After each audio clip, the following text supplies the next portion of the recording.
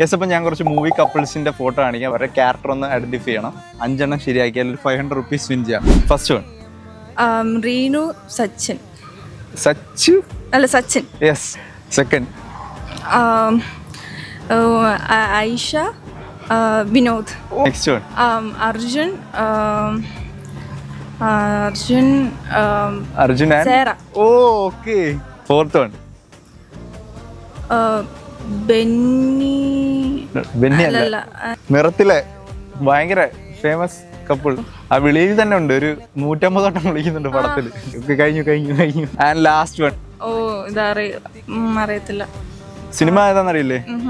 അല്ല മീൻസ് ഇതറിയാം, പേരറിയത്തില്ല. അറിയില്ല.